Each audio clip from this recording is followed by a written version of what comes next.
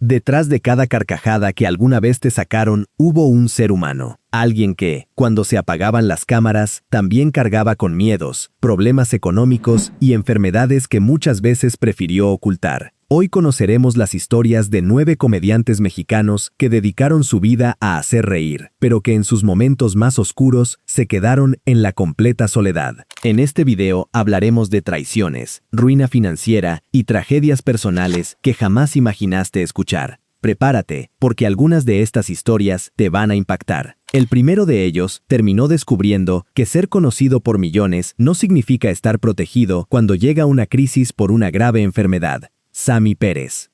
Sammy no necesitaba un gran guión para hacer reír. Bastaba una respuesta inesperada para adueñarse del momento. Antes de la fama, pasó por programas como El Calabozo y Toma Libre. Años después, contó que no recibía ningún salario. Únicamente le daban vales de comida y dinero para transportarse. Aún así, siguió buscando oportunidades porque tenía una espontaneidad que ningún libreto podía fabricar. Su salto a la fama llegó junto a Eugenio Derbez y Miguel Luis. La sección imposible de XH Derbez los convirtió en reporteros que transformaban las entrevistas en un caos. Sammy no interpretaba un personaje tradicional y por eso resultaba inolvidable. Sus respuestas surgían sin esfuerzo, aunque detrás de las risas permanecía una pregunta incómoda. ¿El público se reía con él o de él? Su popularidad le abrió las puertas en programas como La Familia Peluche y en el cine con No se aceptan devoluciones, pero aparecer ante millones nunca le garantizó estabilidad. En julio de 2021, esa contradicción se hizo evidente cuando fue hospitalizado por complicaciones derivadas de problemas respiratorios. Su estado empeoró hasta el punto de ser intubado y sus riñones resultaron afectados. Mientras su familia pedía ayuda, en redes acusaron a Derbez de usarlo cuando le convenía y de abandonarlo cuando más lo necesitaba. Posteriormente, se confirmó que Eugenio mantenía contacto con la familia y el hospital. Lamentablemente, Sammy no logró recuperarse y falleció el 30 de julio, a los 55 años, tras sufrir un paro cardíaco. La despedida apenas comenzaba cuando sus sobrinos afirmaron que su prometida había desaparecido y que algunas cuentas estaban vacías. La acusación provocó una fuerte polémica, aunque no hubo denuncia ni los señalamientos fueron comprobados judicialmente.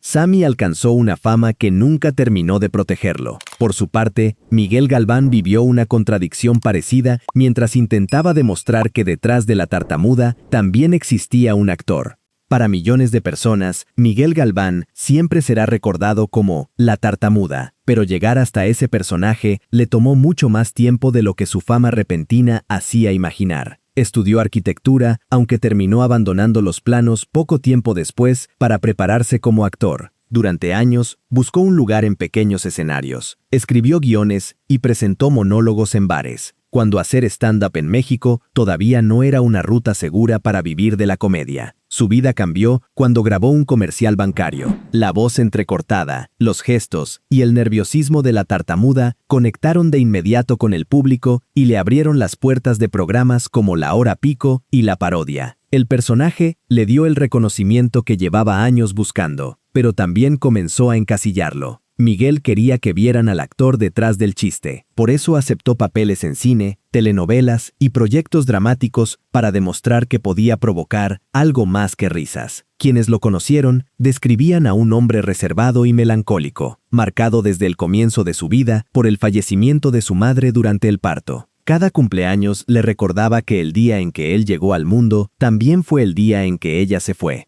A principios de 2008, la diabetes que padecía comenzó a causarle complicaciones cada vez más serias. Los problemas renales y depresión arterial lo llevaron al hospital, donde permaneció alrededor de 40 días, llegando a necesitar hemodiálisis. Aunque hubo momentos en los que parecía responder al tratamiento, su cuerpo terminó por no resistir y falleció el 14 de abril a los 50 años de edad. Se fue cuando por fin comenzaban a reconocerlo como algo más que la tartamuda. Miguel luchó para que la comedia no ocultara al actor. Héctor Suárez la utilizaría para hacer visible aquello que México prefería callar.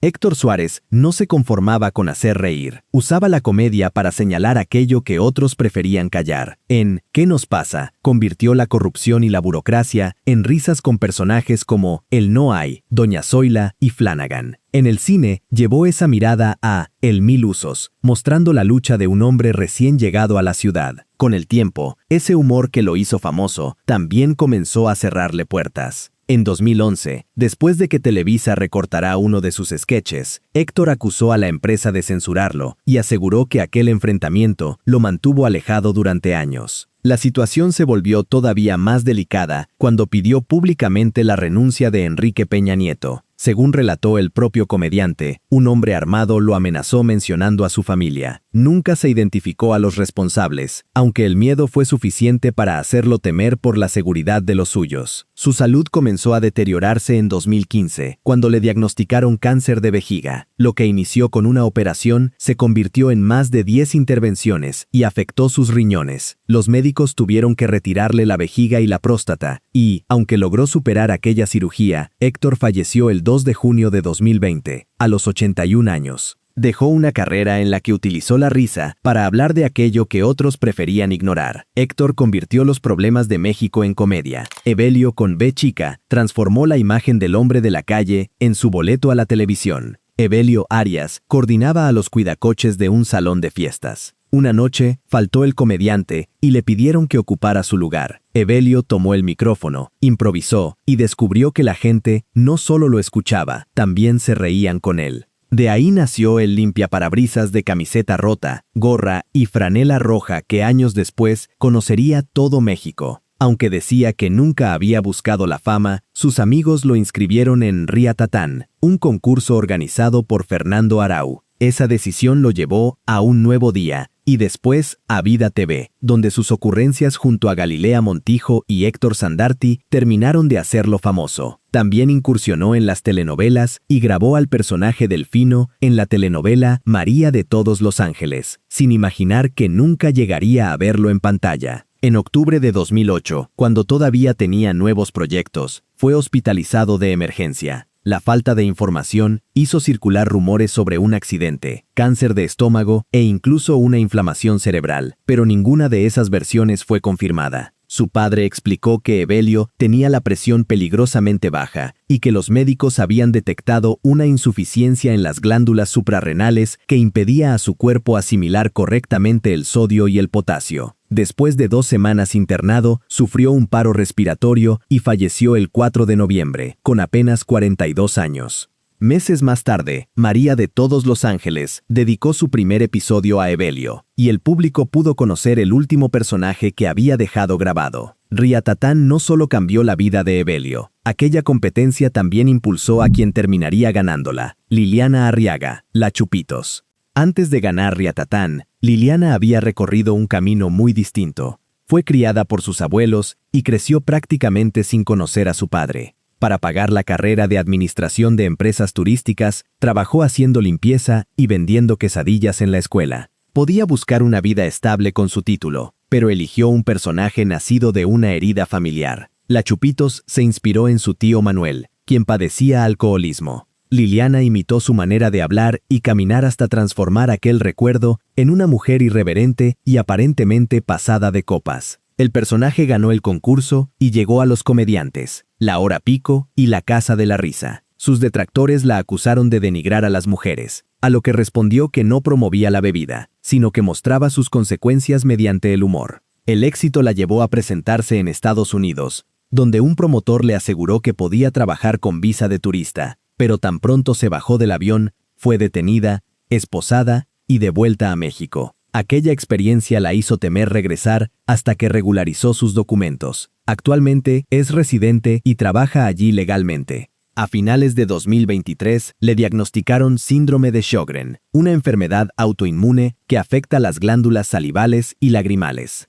Liliana dejó de producir lágrimas y saliva, sufriendo fatiga extrema y pérdida de cabello por un tratamiento de quimioterapia oral que, según aclaró, no estaba relacionado con cáncer. El diagnóstico la llevó a deprimirse, aunque continuó trabajando mientras aprendía a controlar una enfermedad que hasta la fecha no tiene cura. La Chupitos nació al observar a un familiar. Décadas antes, Germán Valdés había convertido la figura del Pachuco en otro personaje inseparable de su nombre. Tintán no inventó al Pachuco, pero consiguió que México entero lo mirara de otra manera. Germán Valdés conoció ese mundo trabajando en la radio de Ciudad Juárez, donde aprendió a improvisar, cantar y mezclar el español con expresiones fronterizas. Con el tiempo se unió a Paco Miller, adoptó el nombre de Tintán y comenzó a presentarse junto a Marcelo Chávez, su inseparable carnal. El hijo desobediente lo llevó al cine, mientras Calabacitas Tiernas y El Rey del Barrio lo convirtieron en uno de los comediantes más cotizados de su época. Su forma de hablar provocó que José Vasconcelos lo acusara de deformar el idioma con su pochismo. Tintán no cambió. Hizo de aquellas críticas parte de un personaje que el público ya sentía suyo. Durante sus mejores años, llegó a filmar hasta 10 películas por año, pero el final de la época de oro redujo sus papeles protagónicos y lo llevó a aceptar personajes secundarios. También invirtió en producciones, prestó dinero que nunca recuperó y enfrentó algunos problemas legales. Según recuentos periodísticos, en 1969 permaneció detenido durante unas horas por un cheque sin fondos y recuperó su libertad después de alcanzar un acuerdo. Su viuda diría años más tarde que no les dejó dinero, solamente amor. Así nació la versión de que murió abandonado y en la miseria, aunque esa imagen parece ser un poco exagerada. A esos problemas se sumó una hepatitis que deterioró seriamente su salud.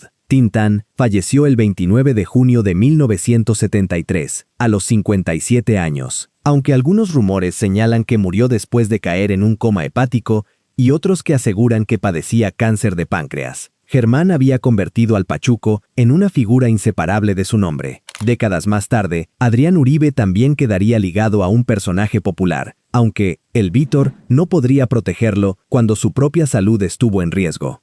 Adrián Uribe creció en una familia con dificultades económicas. A los 18 años, dejó su casa para vivir en un pequeño cuarto y, mientras estudiaba actuación, trabajó como payaso en fiestas infantiles. El personaje que lo cambiaría todo también nació en una fiesta. Adrián interpretaba a un chofer de microbús que se ofrecía a llevar de regreso a los invitados. Todavía no tenía nombre, pero ya estaban la voz, la forma de caminar y esa seguridad exagerada que después llegarían a la hora pico. El Vítor se volvió tan popular que terminó conduciendo 100 mexicanos dijeron, aunque Adrián también buscó papeles dramáticos para demostrar que podía hacer algo más. En abril de 2018, un fuerte dolor abdominal detuvo su carrera de golpe. Una malla que le habían colocado años antes por una hernia provocó adherencias que terminaron obstruyendo y perforando su intestino. Lo que parecía una operación se convirtió en 3 cirugías durante apenas 15 días, la extracción de un tramo del intestino delgado y una larga estancia en terapia intensiva. Más tarde, contó que una noche sintió que no volvería a despertar y comenzó a despedirse mentalmente de su familia. Los medicamentos también le provocaron alucinaciones. Creyó escuchar a su madre fuera de la habitación e incluso recordó haber visto a Miguel Galván, su compañero de la hora pico, fallecido 10 años antes. Después de un mes hospitalizado y 14 kilos menos, parecía que la emergencia había terminado, pero una nueva fisura lo llevó por 4ª vez al quirófano. Logró recuperarse, volvió a los escenarios y actualmente continúa trabajando con otra manera de entender la vida. Adrián tuvo que recuperar el control de su cuerpo. Carlos Villagrán pasaría décadas tratando de conservar el control del personaje que lo hizo famoso. No solo interpretó a Kiko, terminó construyendo buena parte de su vida alrededor de él. Antes de inflar los cachetes frente a una cámara, trabajaba como fotógrafo de prensa, hasta que Rubén Aguirre lo acercó a Roberto Gómez Bolaños. La voz, los gestos y aquel llanto de niño consentido hicieron de Kiko uno de los personajes más queridos de El Chavo del Ocho. Sin embargo, mientras su popularidad crecía, también comenzaba una disputa por saber a quién pertenecía el personaje. A eso se sumó el dinero. Según Rubén Aguirre, Carlos cobraba 650 pesos por episodio, justo cuando desde Venezuela le ofrecieron una cantidad mucho mayor. Su salida del programa en 1978 quedó rodeada de versiones opuestas. Chespirito decía que Carlos se había marchado buscando mejores oportunidades, pero Villagrán aseguró que lo apartaron porque Kiko comenzaba a eclipsar al Chavo.